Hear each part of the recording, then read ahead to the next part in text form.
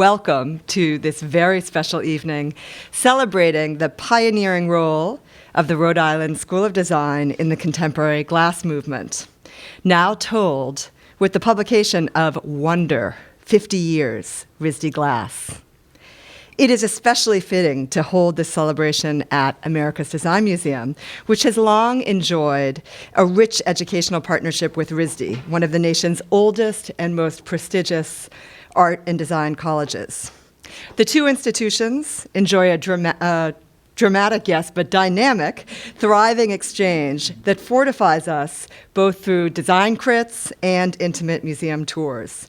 Very pleased that so many of RISD's distinguished faculty and alumni are here with us this evening.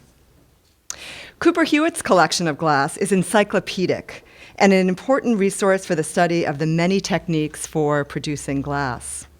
Our earliest glass objects date back to the 1st century, when glassmakers in the Middle East and Rome first experimented with glass blowing, and include a number of humble yet beautiful free-blown beakers, vials, and cosmetic bottles. In addition to the myriad examples of the processes used to manipulate and ornament glass over the centuries, the collection encompasses the works of major glass houses and designers, from Lobmeyer to Lalique and Tiffany to RISD grads, Dale Chihuly and Toots Zinsky. Rounding out the collection's comprehensive holdings are rare first edition folios and textbooks on glass, as well as important trade catalogs in the Smithsonian Design Library. Next spring, Cooper Hewitt's collection of iridescent Tiffany glass will be installed in the museum's teak room, and for our upcoming exhibition, The Senses, Design Beyond Vision, RISD alumna Lily Maya and her creative partner James Revell will install their glass sound performance with the added dimension of touch so that the museum's diverse audiences may all engage in the material's multisensory qualities. RISD has long been and remains at the forefront of the contemporary glass movement through its radical experimentation with glass's physical properties and rigorous investigation of its expressive potential.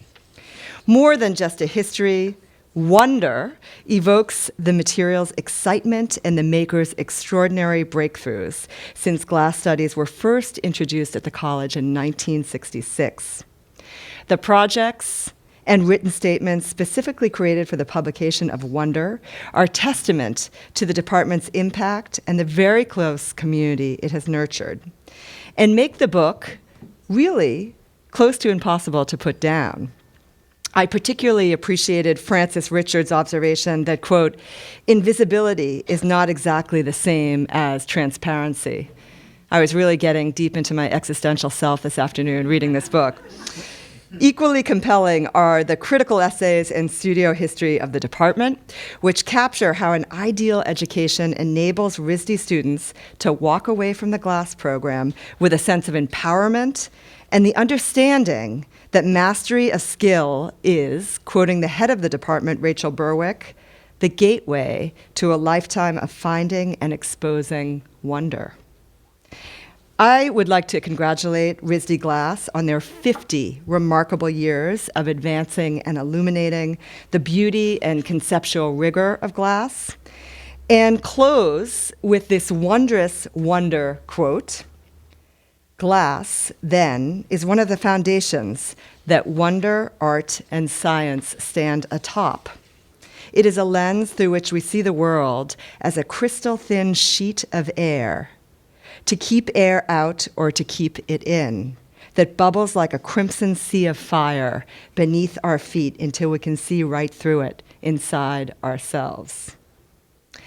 And now it is my tremendous pleasure to introduce the president of RISD, Roseanne Summerson, the first alumna to lead the college. Roseanne has been committed to furthering RISD's mission since she was a student at RISD in the 70s, and today, she underscores the value of art and design to advancing life in the 21st century. Please join me in welcoming Roseanne.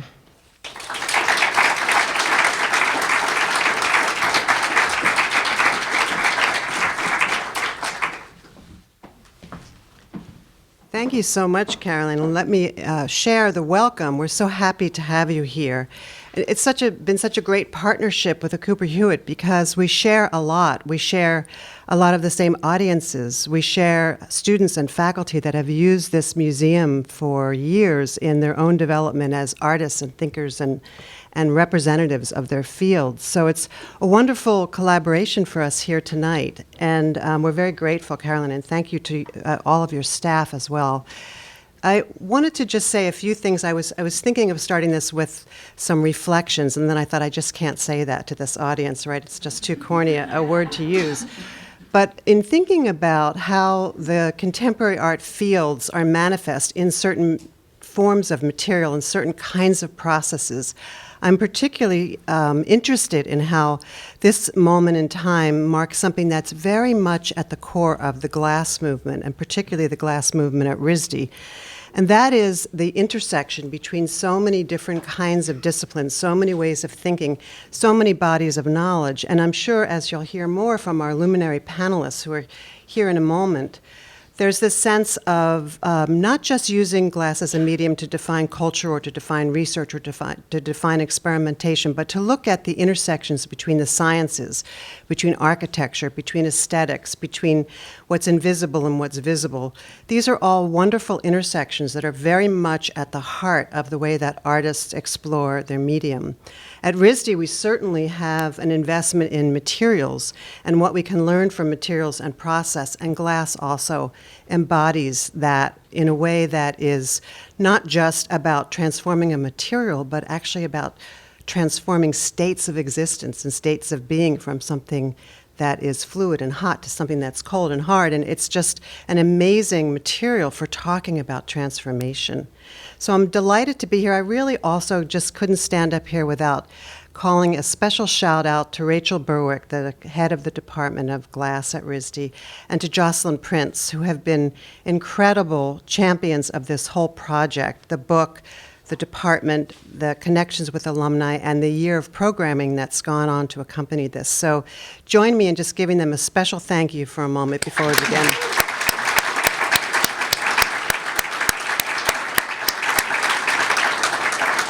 And I will turn this over to our panelists. Thank you so much for joining us tonight.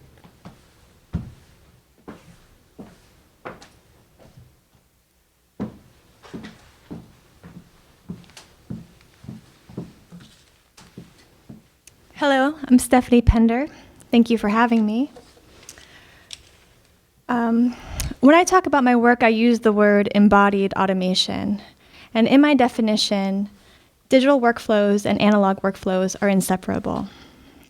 I was a student in the RISD Glass Department for my graduate studies, and there I began an exploration of embodied knowledge.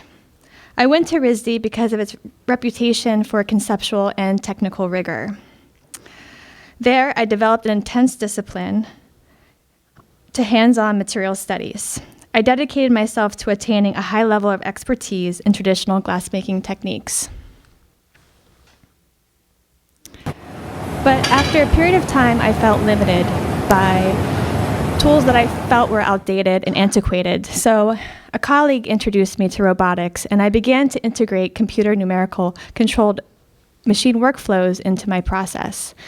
This video is a documentation of an early 3D glass printer I developed at RISD. And here in the video, you see me ladling a ladle of molten glass into a kiln that has a hole drilled in the bottom.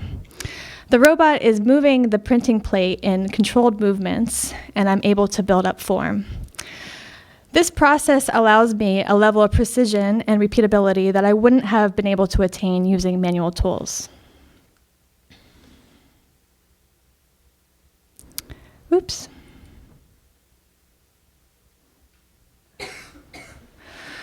While developing this process, I observed the phenomena of viscous rope coiling. This is a sewing machine-like pattern that's inherent in the material, and it's inherent in viscous fluids like syrup and liquid soap. You may observe these patterns in your daily life. So the robot was able to allow me to cultivate this in really interesting ways. The sewing machine pattern is a result of a combination of heat, gravity, and feed speed. Scientists have been studying fluid dynamics and these viscous rope coiling patterns for a long time, and here is some images that demonstrate the expressivity of the material. And here are two examples of prints. The only difference between these two prints is the lower print is printed at a slightly slower speed. So I use these behaviors to dictate the form of the material. I call it emergent properties and self-organizing behavior. And these self-organizing behaviors create a textile-like material.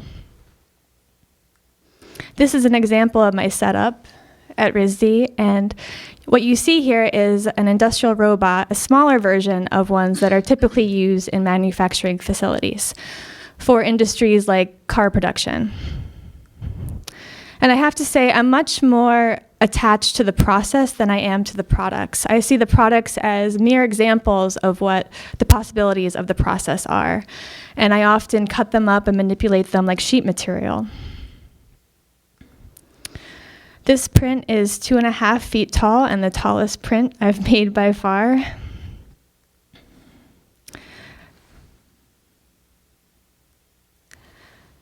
The next iteration I developed and fabricated in San Francisco at the Autodesk Pier 9 facility. And here I didn't have access to a furnace, and I didn't want to be bound to such an energy-intensive piece of equipment. So I developed a 3D printer that uses 0.5 millimeter glass filament as stock material. And you can see me charging the extruder every few seconds. So this printer is modeled after a typical plastic filament deposition modeling printer, except I have mounted a torch on the end of the printer that can get to temperatures 2,000 degrees Fahrenheit and above. I have to print inside a kiln because the prints are susceptible to thermal shock and delamination. So these are examples of prints from that iteration of glass printer, and the optical qualities that I'm able to attain are from the coiling effect. And I wouldn't be able to obtain this kind of surface quality if I allowed the print to print in a straight line. So I'm gonna get a little technical here, but this is an overview of how the process works. I have Universal Robot Script, which programs the robot to move, and then I have code that runs an Arduino that drives a motor, which feeds filament through the extruder. And then I also manually adjust torch temperature, build chamber temperature, and robot speed. So this is not a plug-and-play machine. I am an active participant, a collaborator in this entire process. There is I'm constantly changing the parameters and settings of the printer because every part of every geometry and every different geometry requires a different set of parameters, a different combination of these settings. So this makes me return back to this notion of embodied knowledge. Every time I print something, I become better, and my skill is refined by accumulated experience. So I think this is very important to think about when you think about automated processes, that in fact it is very much an embodied knowledge.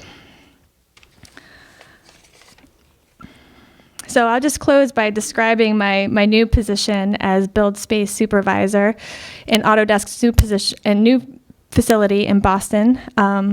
Build stands for Building, Innovation, Learning, and Design. It is an incubator where people are doing work like this, and it focuses on the sectors of architecture, engineering, and construction. And it's open to proposals from academia, industry, and startups. Thank you.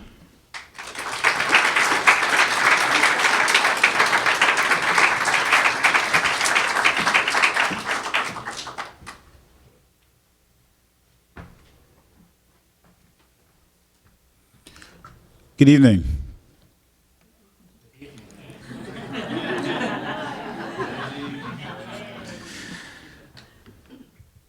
There's so many things that strike me about the idea of wonder.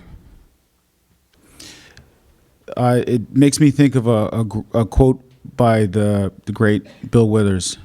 He was being interviewed about whether he got nervous every time he had to perform.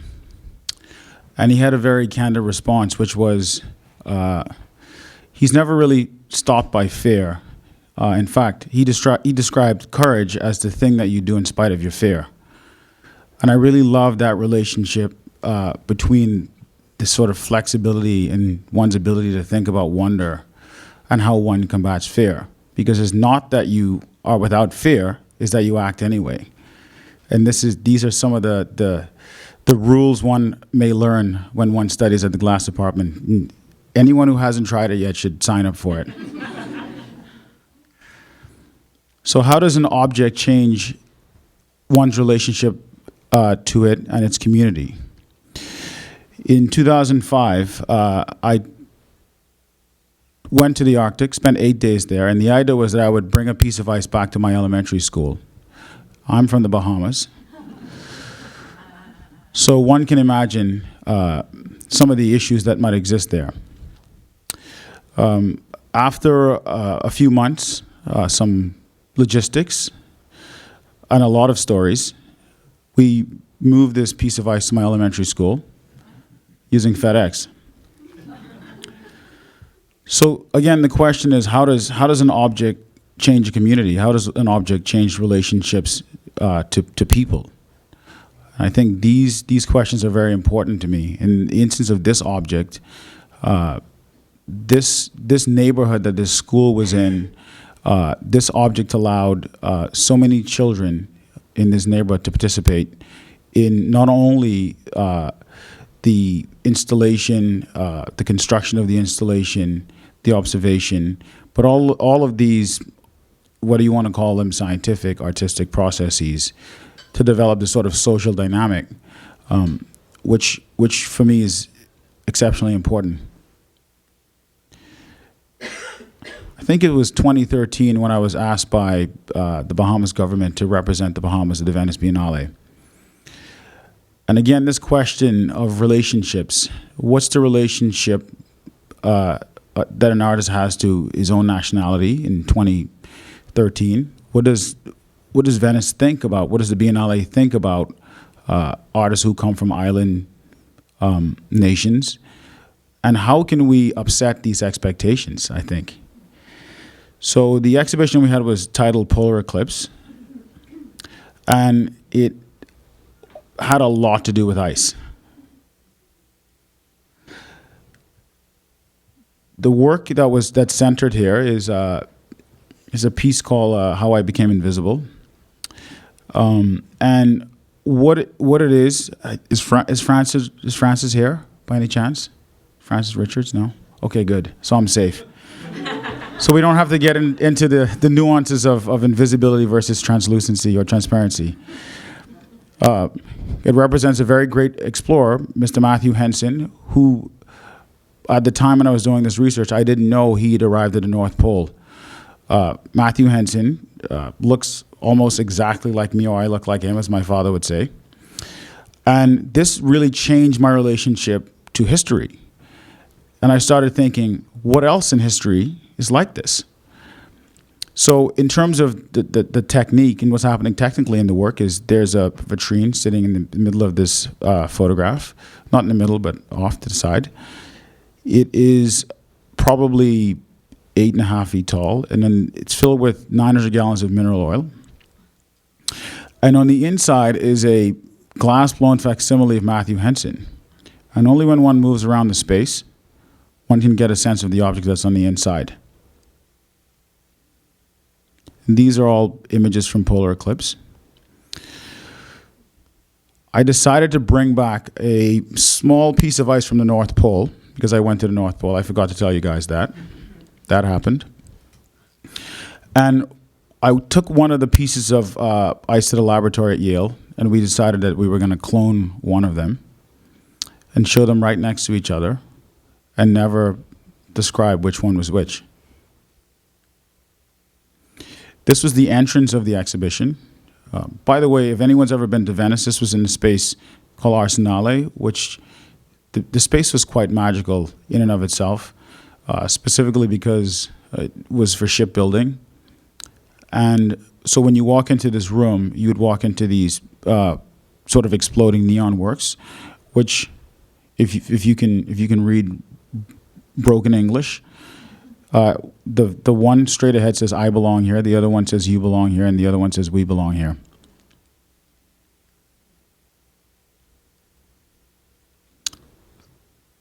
This is an image of this is the evidence of my North Pole trip, in case you didn't believe me.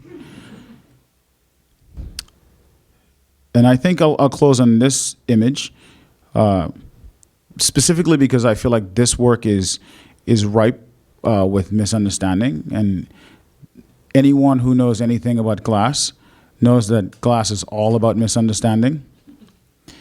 This work is "You Belong Here," and this was in the Prospect Biennial in New Orleans, Prospect 3. And I was asked to contribute a work to this Biennale. And I'd been to New Orleans 7 times before, but I'd never gone to the Mississippi. And on this occasion, I said, why not create an opportunity for me to go to the Mississippi? So I said I wanted to install my work on the Mississippi, and we built this work on the Mississippi on a barge, and it would sail throughout the Mississippi during the time of Prospect. What's the most fascinating part of this experience for me, again, is this question about how objects and experiences changes people's relationship to these objects and themselves. And in this instance, the work was kind of a situationist gesture, in the sense that so many people from all walks of life were able to have access to this work. And every time someone from a different perspective and a different context engaged with this work, the work shifted for me and for them. And the question here was, who belongs where? Who decides who belongs? And where is here? So those are a few things, and thank you.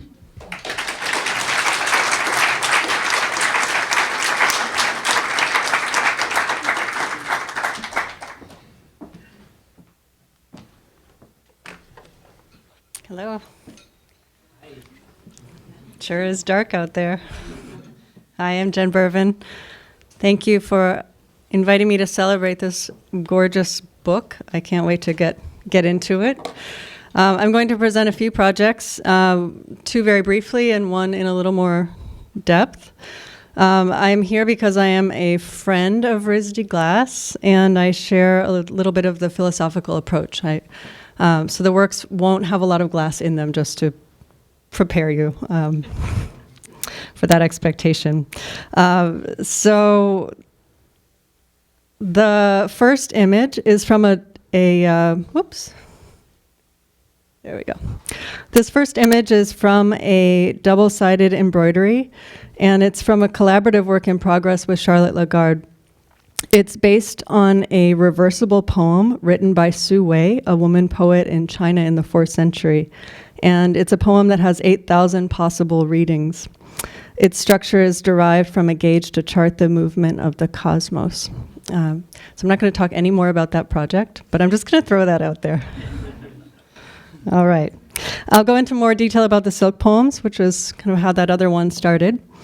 It's a piece that just came down at Mass MoCA earlier this year, and it touches upon many of the themes in the book, so I wanted to focus on that one. It's made in conjunction with material scientists at Tufts, and it's a poem written in a liquefied silk biosensor. The material is reverse engineered from the cocoon, so it involves a little bit of alchemy. It's a textile material that has been used for over 5,000 years in its filament form. The poem is written from the perspective of the silkworm. This looks a lot like your work, all of a sudden. The addressee of the poem is the person with the biosensor inside of them. And the function of the biosensor is to monitor the health balance of, say, the blood sugar, blood cell count, something like that. So it plays a pretty important role in someone's health. the themes of the poem have largely to do with living and dying and transformation. The structure is based on the way the silkworm models its filament, and it's also based on the 6-letter repeat in the silk's genome. The silk membrane is read through a microscope in the show, in the exhibition, and the poem has since been published in book form as well. So that's pretty typical of my work, to kind of make things various. I think Frank O'Hara said, "Grace to be born and live as variously as possible." I aspire to that. So, all right. I'm already on to the third piece. River, a piece 10 years in the making. Nice pairing with Tavares. Is a geocentric scale model of the Mississippi River. Its materials, hand-sewn silver sequins on Tyvek and mull is used to line the spines of books, so it has a reference to that as well. It's a piece to be installed on the ceiling, and the piece in total is 230 curvilinear feet, so installed it's about 100 by 20. The archipelago in the delta is mirrored, and it is designed to reflect the viewer and the place it's shown. It premieres at the Des Moines Art Center next October. I wanted to talk a little bit about the interactions with RISD glass. So this image is from a class, cross-listed workshop that I taught called Writing Glass. And taught is a strong word. I basically curated it, and then it was taught by the grads in both programs. Katie Bullock, who's right there. And basically, it was sort of an attempt at translation in terms between the two fields, what they might share. So, for example, stress, breath, line. And this was approached through enacted demonstrations in the hot shop, in optics, and through close readings of poems. The poems in the book were inspired by that experience, so I'm just going to read one, and then we'll go to panel. Are you okay for time?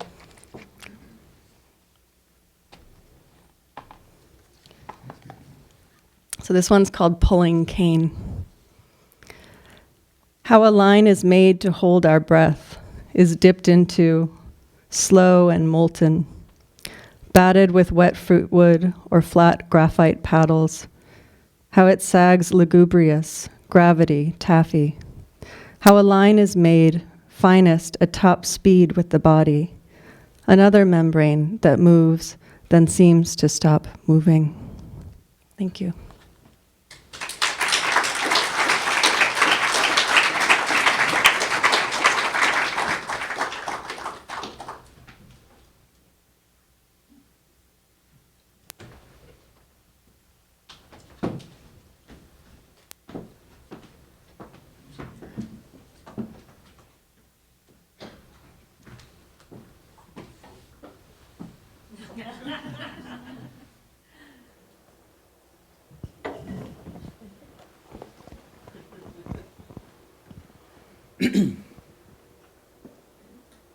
Is it working? Yeah. Great to see you. Great to be with you. And I just want to, if it's okay, I just want to preface things a little bit before we talk together. To say, oh, by the way, it's my son Max's 16th birthday tomorrow, so this is a good thing. But to say, like, why a heck am I here? And when he was about 3, that's what he would say, like, what a heck, or what? So why a heck? I'm here tonight. But first, this is really a fantastic book.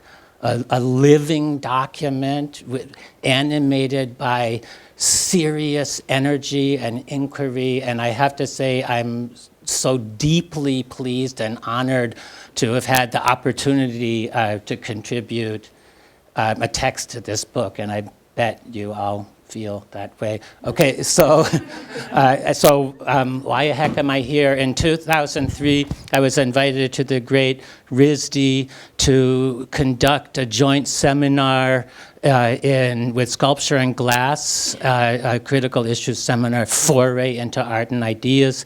And I have to say I was scared because I knew nothing about glass and was afraid that I would be like idiotic. But I was trying to learn more. And of course I had biases like lots of people have, and not really knowing what's afoot in the glass world or by glass students. So in any event, this is my little short story. I showed up at the office on the first day, met with Rachel, and then it's like, okay, seminar starts in 2 hours, we're gonna get going. And then a student came up to me, and he was like very polite, and he was like Professor Volk, and I was not used to being addressed as like Professor Volk, and he was like, I was like, yes, can I help you? And he was like, yes, I want to take your seminar. And I knew that all the students had been totally arranged in it. It was like an ultra grad level second year seminar, and so I was like, okay, like, who are you, and like what year are you in? And he's like, I'm a junior in glass. And I was like, this is going to be impossible, but regardless, show me your work. It's just something. And I fully expected to see some kind of glass goblets or plates or some better than others, totally like that. And I was like, fear kicking in, what am I going to say about this stuff? And he just took me into a room where there was a black pedestal and a glass vitrine on top of it, and said nothing. So Junior says nothing, not trying to talk his way into the seminar, says nothing. And I was like, what? This is getting really weird now. And then all of a sudden, I start to hear this sound, and it gets louder and louder, and it's a crashing sound. And he says nothing. And then I finally figured out, I had to figure out what it was, which was the sound of one ant walking on the pedestal. The junior in glass had worked intensely with scientists, I believe it was Brown, and to make this miracle, a miracle happen. And that was a great introduction for me to the questing, adventurous nature of RISD glass, and that would then carry through the whole seminar, not just with that student who by the way was Tavares Strachan, but through all the other students in the seminar. It was such a privilege and joy to work with them. And one thing that I totally experienced great about RISD glass was the coupling craft and materials and intense investigation of history of glass and working with glass with ideas, with current ideas, with ranging and important ideas. I think that's something fundamental to the program. Okay, that's end of my little thing. So it's great to be with you all. Love your presentations, and I'd love it if we all talk together. But I'm wondering, one thing, you touched on it a little bit, but now that I actually have two things I'm wondering, but now that you're deeper into your wonderfully idiosyncratic careers and visions, how do you relate this now to your experience at RISD Glass? Now that you've gone, I mean, those two of you studied there, one of you as working there as a professor, but what connection do you see now, like a couple years later, or in whatever capacity you're in? Should I start? Anyone can start. It's like open and everything. I was speaking with Jocelyn about this before the panel, and two important notions that were deeply embedded in me during my studies with RISD Glass were these notions of lines of inquiry and this notion of being open to discovery. And I definitely see that happen in the whole trajectory of my life in RISD and outside of RISD, as far as not knowing what's going to happen next, but being completely open to the possibilities and just kind of asking questions and just seeing what happens next. And that has just led me to a place where I never thought I would have ended up when I was in school. Great. Oh, this is just so much. I think there's a certain spirit that's manifested and that permeates people who are RISD people. And I think it is a sense of wonder. But I think more importantly is someone who's had the opportunity and the privilege to travel a bit and, to visit other programs. I think one of the things you learn is at RISD in general, in the glass department and program specifically, you're dealing with a group of people who deeply care about what they're doing. Now, that's oftentimes the thing that we want to brush by. But within this caring is rigor, it's consideration for others, it's compassion, and there are all of these elements that come out of the spirit of caring. So I think for me, the thing that carries over is this spirit, which allows us to do, which allows us to act, which allows us to affect change. Mm-hmm. Well, as you know, I'm a friend and fan, so I could just say they're just some of my favorite people to think with. But have you had, I don't want to get into like ranking the schools, but have you had experiences like elsewhere that, you think that all of these departments are equally fantastic?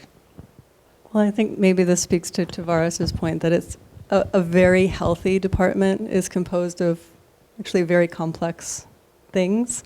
And as someone who's brought in often quickly, and you can really tell. You can really tell when you walk into a place the deeper things that are being communicated, not just the ideas and the work, but kind of how things are structured. And when you joked in your interview with Lawrence Weschler about the transparency department, I really felt like that was on point. It's really special what you have, and I think that your choice to make a living book and new works as in a moment when you could commemorate and rest, I think is really emblematic of that spirit and that courage and that kind of questing.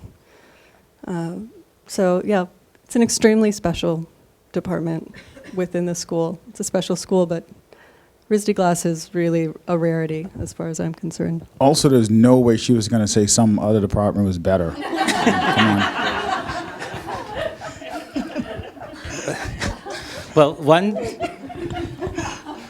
thing that's your plural work is very distinctive and idiosyncratic, from a Mississippi River in sequence to FedExing a large chunk of ice from Alaska to the Bahamas to working with robots and glass. But one thing that you see, all of you seem to have done as artists, now that you're working artists, is to really expand the parameters of what art making is, beyond just like the gallery system or showing in museums. All of you are like deeply collaborating with others, far-flung others, and going really outside the boundaries or normal framework. Do you have any opinions about this? Just quickly, when I was Doesn't have to be that quick. When I was a student at RISD, I think there was this sort of pairing of extremely well-knowledged makers with the highest of the highest level of thinkers, all in the same place. And one good example of this is there was a grad student at the time when I was an undergrad student, who I will not name, who was so gifted in terms of making that he made an object. He made this goblet that was almost an exact replica of one that was at the Metropolitan Museum. I don't know if I should say this. I feel like I'm snitching. Okay, so he managed to work his way into the museum, and he swapped his object for the one that was in the museum. Don't be so terrified. They look exact. You won't even notice. And next year, that grad student was one of my professors, and I think this sensibility This was a conceptual project, so don't freak out too much, guys. This sort of sensibility was this kind of pairing, this really rigorous, intense ability to make, with this really intense ability to think and problem solve, I think underlines the department, the program. Also, the subtle observation that he was never checked on the way in. So I think he actually just placed his object next to the museum object and left, without it. So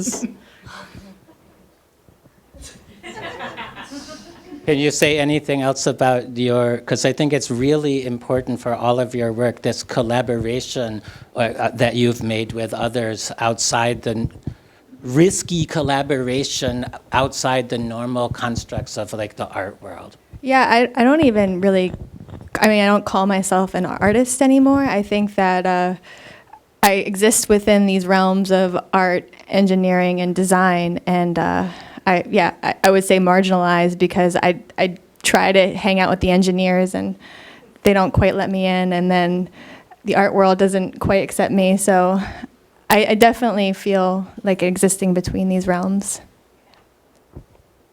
I also think that there's something very poetic and beautiful about limitation. And I've been thinking a lot about this idea of limitation recently, because I really think, for me, freedom is understanding one's limitations so well that one can make fun of one's own limitations and be whimsical and playful in the sense of one's limitations. And I think this very rigorous, and as lovely, guys, as lovely as we're making this program sound, which it is, it's also extremely rigorous, and you work very, very hard in an environment that's also very loving, but you work really hard. Let's not forget that. And I think this sense of freedom is achieved with this material as one becomes more and more. As one gets deeper and deeper into it, as one understands it better, I think you become freer.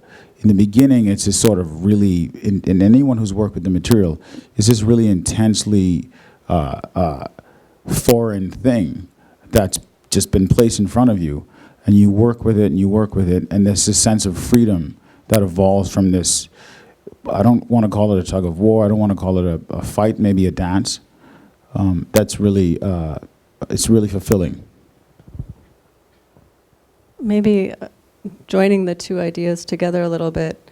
Stefanie, your work, to me, when you talk about your work, you talk like a material scientist. And I've really come to admire the way that they think, because they're able to think through material in such an open-ended way. And as artists, we often, and especially conceptual artists, we have kind of a parameter in mind or an endpoint in mind, even as we're thinking through something new. And I think it takes a really special mind to suspend that fixity or that kind of endpoint of, I know at the end I will do X.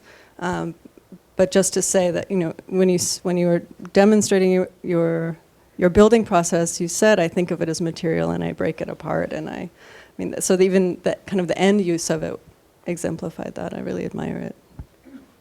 Maybe it points to freedom in thinking. I agree, and I think this also underscores what Tavares was saying about rigor and sensibility, because just out in the world working with a lot of these extreme kind of mechanical, scientists and engineers, I notice that there's a sensibility that is different with RISD. It's almost ineffable. You can't really articulate what it is, but yet when you see it, you know it and you feel it, and it's like this understanding of material and form and surface and all of these really special things. And it's, it's this thing that's so fleeting, but it's like every person I've met from RISD, I'm like, they have it, and it's cultivated from just rigor and like a relentless dedication to discipline. But aren't there also habits and traditions that are happening in the world of glass that can also hamper young artists? Absolutely. Among those are what? I mean, they're also in other disciplines and other mediums as well. I mean, again, speaking to what I think Tavares said earlier, like the amazing thing about the glass department is, yes, you study these traditional techniques that have been around for centuries, yet every day you have to contend with how your work exists in a contemporary realm, and it's all about context. And we have to reconcile the context of our work today. I also think one of the glaringly important things one sort of absorbs when you're in this program is how to negotiate for one's own autonomy and how to earn that. And I think that's really significant, specifically because we're no longer in the Baroque period, for example, or we're not in the Iron Age. I think it's important because I think we all have this really lovely freedom that could also be dangerous, but this lovely freedom to stake our own terms creatively.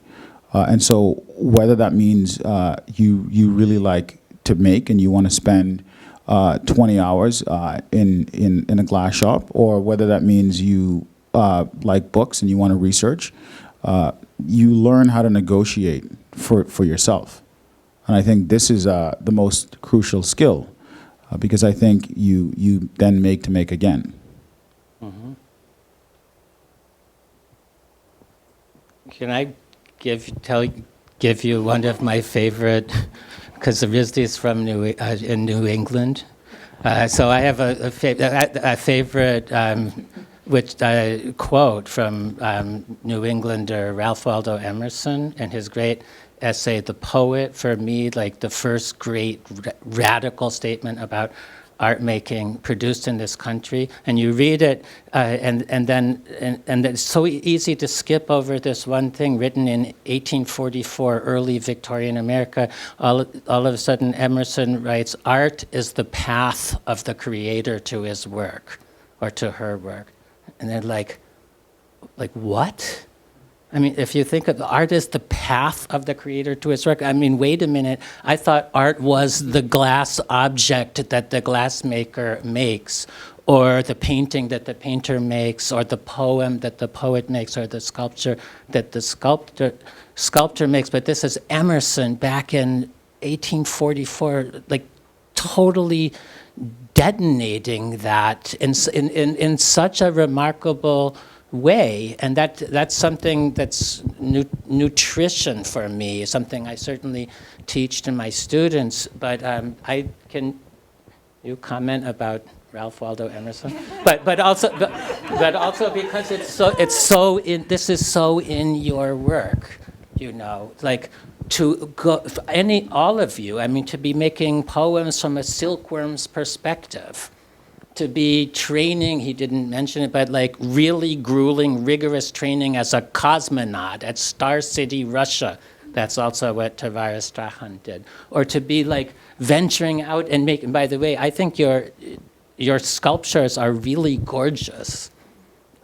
And I mean, like, yes, the procedure, the process is great, but it's resulting in some really bedazzling, elegant yet ungainly sculptures that I think are really thrilling. So what about art as the path of the creator to her work? This is tough to teach in a university, but this is like something fundamental to art making, in my opinion, if you have a especially questing bent as an artist. I didn't mention it when I was talking about writing the poem, but I went to 7 countries and 30 different sites to research it. So I guess that when thinking about path, that was kind of a randomizing part of the research to make sure that I wasn't that I would net more than I could net in a library or online. That a big part of it would be experiential, and I see that as perhaps another connection here. I think that there's something about the RISD program that feels like being in the world too. It's a very international program. It really thinks in in a less local way than a lot of programs think. It's really special. Just going to keep turning it back to That's great. back to class. Yeah, for me, there's something that I became really aware of autonomous and kind of self-directed study and learning, and somehow that's aligned with like being put in a space with this kind of crucible of goo and just like figure it out. And there's something about like being in that space and dedicating like so many hours to trying to like rein in this unbridled, crazy material to like trying to manage things out in the world. And all of a sudden, everything just becomes little steps and everything becomes much more attainable. So for me, it was really about learning about like everything that you need to do, you would just have to go out and get it and figure it out. And that really came from my time there.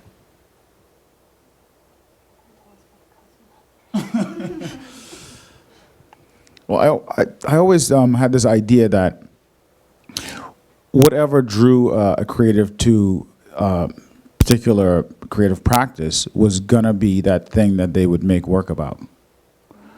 And for me, it was the fact that I'd left home.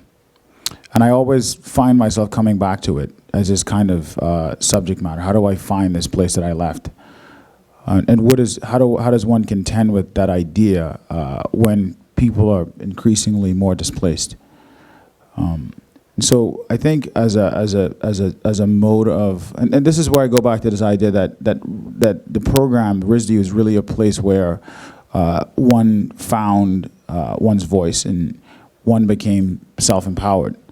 To be able to negotiate for oneself and negotiate one's own terms, and I think this gift, this tool is significant because it allows you to have these kinds of reverse conversations to begin with. Mm-hmm. Did you know those? Did you have an inkling that RISD Glass was like that when you went into the program? Don't a lot of people go because they want to become like really great glassmakers? Yes. Yeah, and I think, and you know what's fun? Yeah. So you get like waylaid and like buy all of this crazy stuff or something? And you. It completely flips you upside down, I would say. This is a good... People who go in and come out, not the same.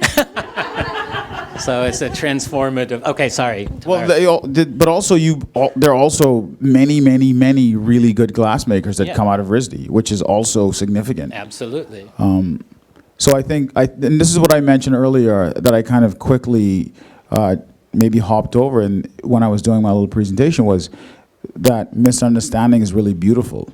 There's so much opportunity in misunderstanding. You get away with so much more when people don't really understand where you're coming from in the beginning. And this is sort of slow working up to getting, figuring out what you're actually up to. I mean, I think, to me, the closest representation of a Bauhaus-style education is the glass program. Could you elaborate a little bit about that? I think in this era, when there's, like I said earlier, there's so many layers of displacement, and we're confronted with so many different kinds of issues, where we have evolving perspectives on gender, where we have evolving perspectives on what it means to be from a place, what it means to be international. When a particular program is arming its students with the ability to negotiate, to me, that's the top of the top. Mm-hmm. And I think this, to me, is this kind of Bauhaus-style thinking, because it exists within a community, and you're allowed to negotiate for oneself within this community. And I think this is a very, very, very important detail. I'm not an expert on the Bauhaus, but I following that line of thought, I can say something about something where there's just this incredible kind of technical virtuosity, and then you pair this with like philosophical thinkers, and that's really what my education was. Having a class like critical issues with something like technical glass blowing really makes you question and think about everything differently. Were women allowed to study glass at the Bauhaus? It's a simple question. I mean, That's a great point. I mean, I know Annie Albers best, and I think she wasn't allowed to. That's why she went into textiles. So that seems like an important advance. Do you, you just brought that up, but do you want to say a little bit more about your work with Annie Albers? It's really good for people to know. So there are a lot of artists I work for. Emily Dickinson is one. Annie Albers is another. So I feel like I'm often working in honor or of other artists. So maybe, are you talking about the weaving piece? Okay. So the thing that I when I started out in art, I said I don't want to learn how to make paper and I don't want to learn how to weave. I have a figure-ground relationship I'm not doing. I draw the line there, and I've since done both. But it was Albers' type studies that made me want to study weaving. There was something she really understood about the typographic page and how we construct space within the grid that seemed essential to understand as a writer. So I went through studying up to advanced weaving just to understand what I was reading, really, because every time I read a book on the loom, it was just so complex. I couldn't quite put it together in an abstract way. And then I think I might have finished that circle. So I've been at the Albers Foundation a couple of times as an artist in residence. And I recently made a piece for the Center for Creativity, Craft, and Design.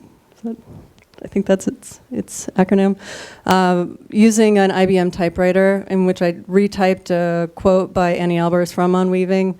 But the IBM typewriter is kind of this mid-computer, mid-typewriter, so you can program memory into it. And with program memory, it'll type from left to right, right to left, right, and so forth. So when you hit play on an Annie Albers quote, it'll type it just like the weaving would weave it. So it felt like it came full circle in a totally geeky way that suits me. It's great work.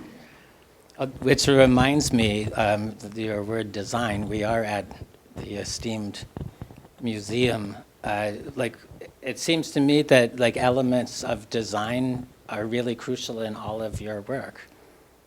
Do you have anything you'd like to say about that? I mean, it's obviously.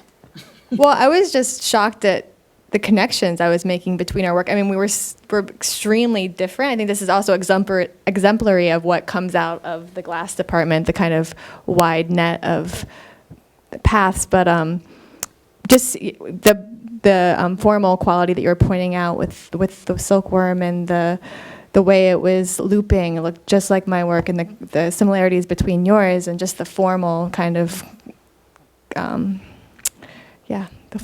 way that it was aligning was very surprising. I love the piece that you wrote about by Tavares in the book, the replicating a cracked window exactly and replacing it in the. I mean, that kind of use of pattern to me is just thrilling. Can you talk about that work?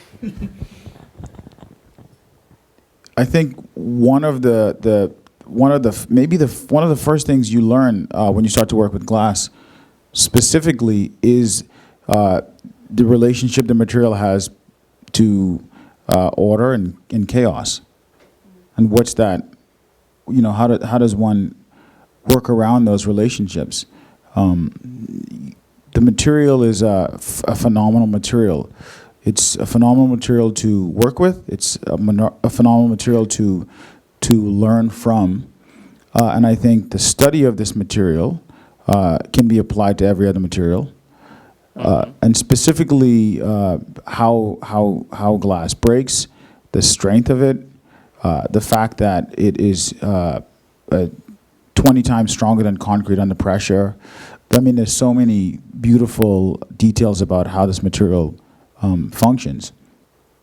That is the perfect way to learn about concrete or metal or how the sun works, et cetera, et cetera, et cetera. the project you're referring to is these windows. When I moved to Rhode Island, I saw these broken windows, and I went into these abandoned buildings, took these windows out, took them back into the studio, and started to reproduce them, put them back, but putting back the ones I reproduced next to the original ones. That was more or less it. I think it was more or less it, but it had more like repercussions than that. You did a good job. Sorry. No, that's okay. And anything else? I was thinking that I've used pattern as a way to have a conversation in public. Like weaving at Grid Space was a piece. It was also Albers' space where I was using her white coveralls, because there's always that photo from Black Mountain that cracks me up where Annie Albers is in her coveralls with her pearls. I love it. So I got the exact same pair of white coveralls, and I embroidered the word weaver because I feel like people will talk to a person in a uniform. And then I was making a weaving directly on the fence at Grid Space, which was a community-based art space in Crown Heights. And it just as a way to talk to people about weaving in public, just to get people to stop and talk. But I was weaving the same pattern that I was wearing, so it became a way of looking and then looking again, and I'm looking at the microphones they're weaving. So, I saw it as a space of communication and just a way to start a conversation, really. How do you keep things fresh and vigorous now, after you're developing like such an approach to art making? Stumped me. I guess it's collaborating. I'm trying to figure out how to get involved in other people's projects. A lot of the work now I do is working within collaborative networks where I always felt limited by my limitations, that I couldn't be able to wear all the hats that I needed to for my work. And many of my friends didn't want to work for free anymore. So figuring out, how to get these various kind of specialized technical things done that I need. I've been looking a lot at like startup culture and how they pursue it. And so, yeah, I would say collaboration is a way that I'm kind of keeping things fresh and continue to learn things. There was when I was a student at RISD, we went to, I believe it was, we would take these field trips. I think it was to Corning, or I don't remember where it was. But we had an artist presenting. I think his name was Fred Cheetah. And one of his first slides, and I found it so funny. One of his first slides was Fred Cheetah making the same art since 1950. And so, I'm sorry, when you said this, I thought, what does it mean to think about pioneering? What does it mean to think about not creating enough space so one can freely move in that space one creates? And I think you really, it's a continual renewing of one's commitment to one's practice. And I think keeping one's head up, et cetera, et cetera, et cetera. But the Fred Cheetah thing I thought was great. It's very great. I mean, for me, teaching is really one of the main ways that I test ideas and learn. So I'm looking forward to a class at Northwestern next spring called Advanced Materials, where I'm looking at the continuum between traditional craft and cutting-edge technology, and kind of the ways in which craft and art have been separated out, and one privileged, the other less privileged, and culturally why that happens, and who it omits, what swaths of time it omits, and so forth. So looking forward to those explorations, but also just getting to visit lab after lab after lab with a great group of people. Great. So, Can I say one more thing? of course you can. For those people who don't know about RISD Glass, there's a website. So go to the website. Go to the website. I think, and I'm not saying this because I'm getting paid to say it, or I don't know. I'm not sure. I don't think I am. But I'm saying it specifically because I think there's really an interesting group of kinds of artists coming out of this very particular program.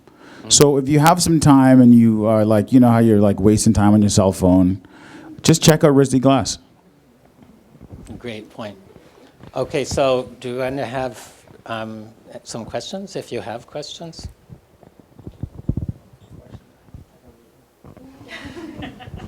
So we have time for just a few questions before we head upstairs for the book signing and reception. So raise your hand high right now if you'd like to ask a question. Anyone? Hi, Stefanie, I had a question for you about your work. Have you visited the Joris Larman show upstairs?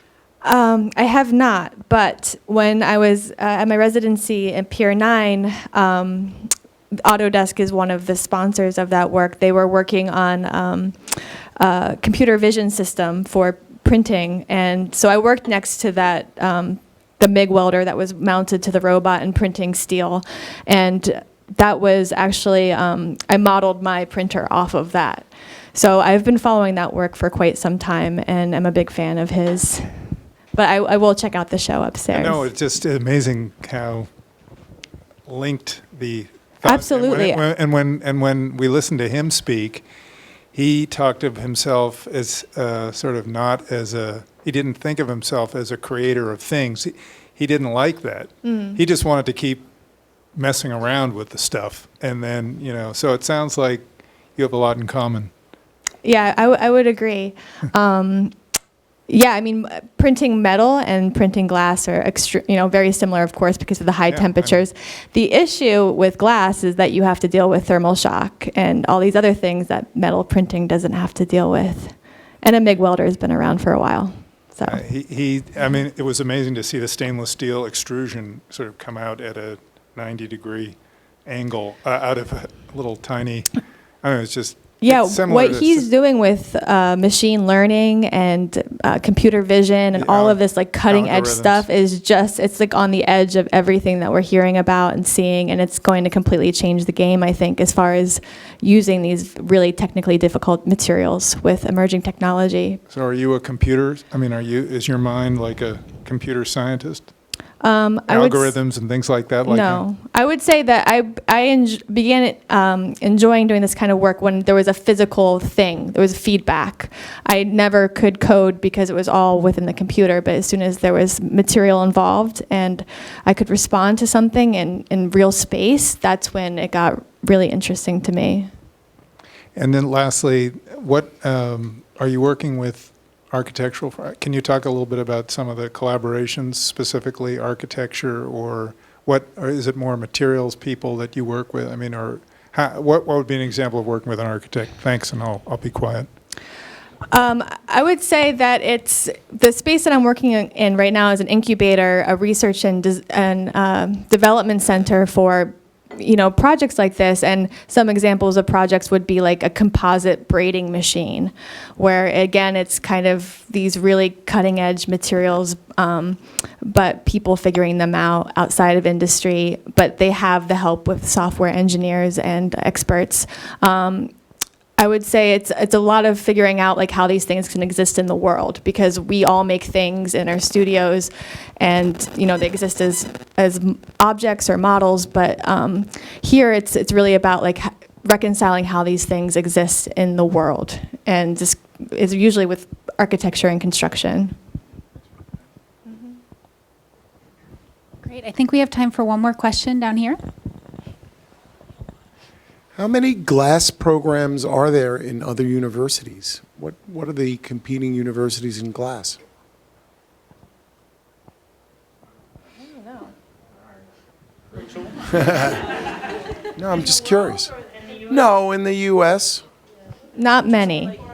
There's like 3 or 4 or 5, Michael. 6, 7, 8, 6, 7. None on our level.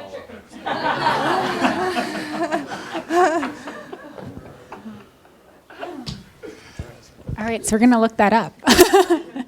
Well, thank you all for joining us, and we hope you join us upstairs for the book signing and reception. Thanks so much. Real pleasure.